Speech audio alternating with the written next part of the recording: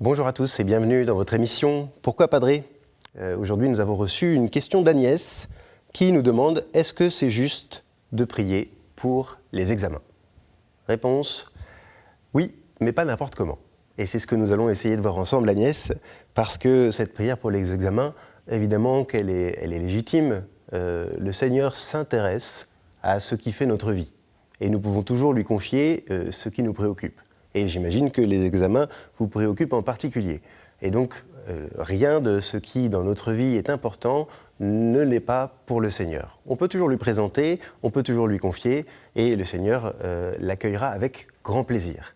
Mais il ne faut pas se tromper. Lorsque l'on prie pour les examens, on ne prie pas pour que le Seigneur vienne travailler à notre place. On ne prie pas non plus pour qu'il vienne corriger la main de celui qui est censé faire la relecture et nous mettre une note pour que nous puissions avoir un point ou deux de plus. On ne vient pas non plus faire un marchandage en disant « Seigneur, si tu me donnes l'examen, moi je deviendrai saint, si je ne l'ai pas, on fera autrement ». Vous voyez bien que ça n'a pas de sens. En revanche, on peut faire nôtre la devise qui est celle des bénédictins, de saint Benoît, « Ora et labora » en latin, en français, le travail et la prière, puisque les deux vont ensemble. En fait, on peut prier, bien sûr, avant un examen.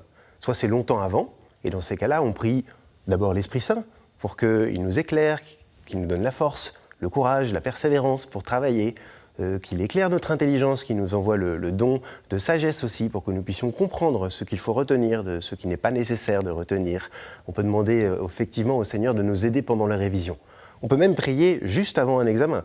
Déjà pour les mêmes raisons, pour avoir le don de sagesse, d'intelligence, aussi peut-être pour avoir la paix, parce qu'on sait que le stress dans un examen peut être néfaste. Alors on demande au Seigneur de nous donner la paix, et il nous l'a promis, et c'est un don qu'il veut nous donner, alors on peut largement lui demander.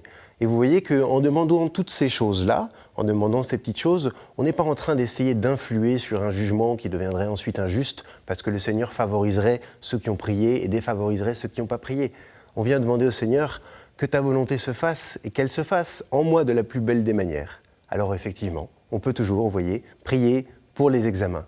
Et on peut même demander l'aide du ciel, puisqu'il y a pour ceux qui travaillent des saints patrons, en tout cas des amis spéciaux. Moi, quand j'ai besoin de faire quelque chose à préparer, évidemment, je vais parler de l'Esprit Saint en premier, mais on a nos amis au ciel aussi, dans la personne de Saint Joseph, par exemple. Saint Joseph, époux de Marie, celui qui a travaillé dans l'ombre, avec courage, avec persévérance. Pour les étudiants, il y a Saint Joseph de Cupertino, qui aide. Pour ceux qui sont débordés, il peut y avoir Sainte Rita, pour les causes désespérées. Chacun trouvera un saint qui pourra l'aider, qui pourra l'inspirer et qui, par sa grâce, lui permettra de traverser les examens de la meilleure manière qui soit pour que le règne de Dieu s'accomplisse à travers tout ça. Merci Agnès pour votre question. Si vous avez des questions, vous pouvez vous aussi les envoyer à l'adresse pourquoipadré@kto-tv.com.